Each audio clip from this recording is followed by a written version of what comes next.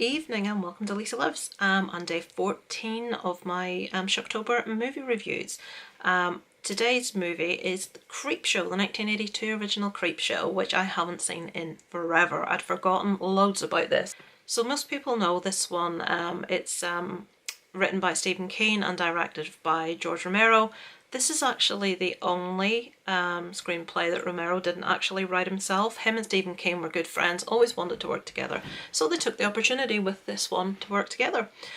So this is, I'm sure everyone has seen Creepshow, but I don't really know what other way to review this than to very quickly tell you what stories they're broke down into. So 5 stories, the first of which I will look down because my memory's terrible. The first of which was called Father's Day, which is the one about an old cantankerous old man that no one likes, that has been murdered, is in his grave and is revived by whiskey. I'll not say what happens at the end of that because it's quite funny, and if you haven't seen it, it's well worth a watch. Something quite interesting about that one is that it's thought that the spilling of the whiskey to revive. Now, whiskey is actually Gaelic for the water of life, and it's thought that it's a reference to Finnegan's Wake, which is a James Joyce book. So, where a character is brought back to life after having whiskey spilled on them. So it's maybe a little nod to that, I would think. But so I'm sitting trying to think which one of them is my favourite. I'll go through them all and then we'll sort of discuss what one because I don't even know myself yet. I haven't really thought about it. Number 2 is The Lonesome Death of Geordie Verrill. This one's obviously actually played by Stephen King himself. And my husband didn't recognise who it was. We sat watching it and he says, "I'm sorry if this person's watching it." He says, "It's Drewski McGillicuddy." I says, "You what?" I says, "Do you not recognise who that is?" And he looked at him and he looked at him. I says, "It's Stephen King." And he did get it eventually, but he thought it looked like Drewski McGillicuddy. Oh, my life. So, that one, rather tongue-in-cheek one, a rather silly one about this country bumpkin yokel gets covered in green planty-like things that grows about everywhere. I'm not going to say how, I'm not going to say what happens, I'm not going to say how it ends because obviously I don't know if everyone's seen it. But that one, it's not one that would have sort of like freaked me out or scared me. I know it's a comedy, but you like to have an aspect of being a bit eerie or something about it, and that one wasn't one of my favourites, I have to admit. One of the things that was quite interesting about that one is there is actually a signpost of Castle Rock in that one, obviously the fictitious town beloved by Stephen King. So if you keep your eyeballs out, you see Castle Rock in the background near the end of that one. The next one is Something to Tide You Over. This is the one with Leslie Nielsen looking exactly the same as he did many years later. That man doesn't age. And Woody Harrelson. I'm thinking about Cheers. Ted Danson. Where Ted Danson is having an affair with Leslie Nielsen's wife, and he decides he's going to get revenge for this affair that's been going on. Again, I'm not going to tell you what that is, but one thing me and my husband were really disappointed in, there's a little crab in that story. Why did they not have the crab wander into shot right at the end of the movie, right at the end of that story? It was missing, and that little crab needed to wander into shot, but he didn't. So yeah, that one, quite like that one. I'm not, again, going to tell you any more detail. The next one, The Crate, that's probably the goriest one in here. This has the wonderful effects of Tom Savini, who actually has a part in this one as well as one of the garbage men. This has a janitor find a crate which has a message on which is bound to be a nod to The Thing. It's something like from Antarctica or to someone, maybe like Julie Carpenter, obviously John Carpenter, with love from Antarctica. I can't remember. But it's so clearly a nod to The Thing. Yeah, so this monster, it gets out of the crate and it devours anything that it comes in contact with. And a businessman has got a rather nasty wife who just nags morning, noon and night about everything, and he has a clever plan in his head that he could perhaps dispose of his wife via this creature, which was called Fluffy on set. Incidentally, all of the animatronics, the first animatronic that Tom Savini actually ever worked on, and he got advice from the people that worked on The Thing in this one. So yeah, quite interesting to see those early effects. Really good effects actually as far as I'm concerned. So when I'm talking through these ones, probably that's my favourite, The Crate. If I had to choose, I would choose that one.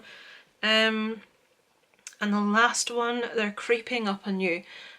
This is the one about the man that's fastidious about tidiness and cleanliness, and he lives in, like, you know, a sterile environment, and he basically gets overcome by cockroaches. I won't say anything more than that, but what was really interesting about this one is that was the most expensive story to film.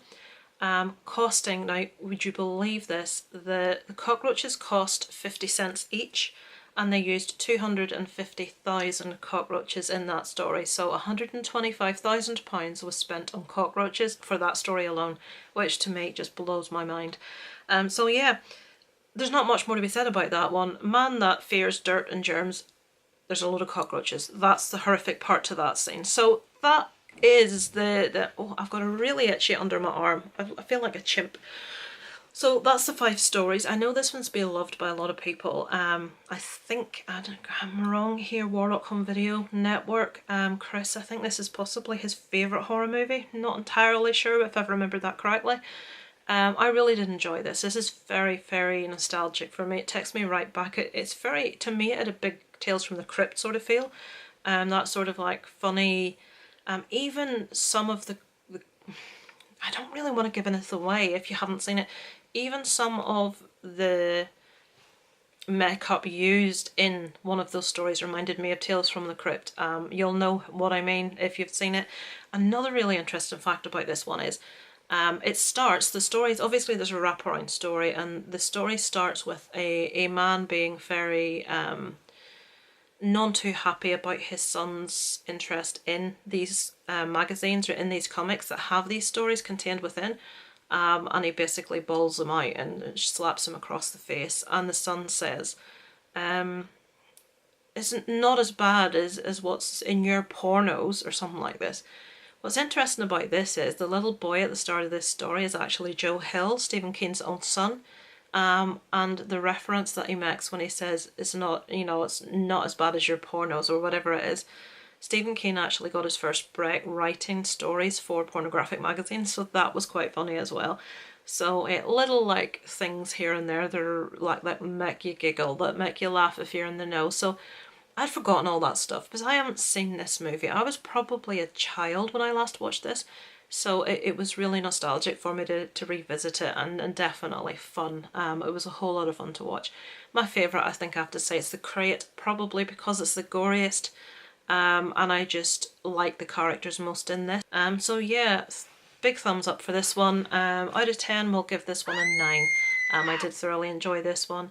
It's not one I will probably watch loads, but it is one that could sort of be pulled out every so often. It's this one probably, I'm thinking, it's one I could probably show Isaac. I think he'd enjoy that, and I don't think he might, the Crate might freak him out a bit, but I think the others I think he'd quite enjoy. So what do you guys think of this movie? Is it one of your favourites? Is it overrated? A lot of people think it's an overrated one. Have you not seen it? Let me know below in the comments, and hopefully you're enjoying my reviews so far this month. I have something to say about tomorrow's review. Now, unfortunately, I was meant to be reviewing the movie Hanger. Thankfully, it's not one that someone else put in. It's one I put in myself. I tested my copy of this and it's faulty, so I can't watch it, and I'm going to have to put something else in its place. So I'm not sure what yet. I'll have a look and see what's available to stream on Netflix and that sort of thing, and I will substitute it with something else. So that's the 15th. Hanger won't become, it will be a different movie. So if you've seen Hanger, let me know in the comments. Do I really need to seek it out again? Is it really worth watching? I know it's a bit brutal and a bit sick, I've been told. But yeah, I'm not going to be able to watch that one. So yeah, as always, list below of other people that are taking part in Shocktober. I watch all of these guys religiously, watch all the reviews. I try and comment. I do watch reviews. Anyone doing Shocktober, or sorry, 31 Days of Horror, or Every Day is Halloween, I watch everyone's reviews. I watch them on the telly, so I comment at a later date. So if I haven't commented for a while, hopefully I will get there, but I promise you I am watching your reviews. I'm enjoying everyone's a lot, so yeah.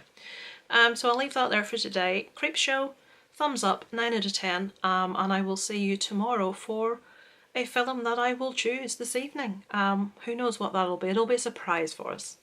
Over and out from Lisa Lives.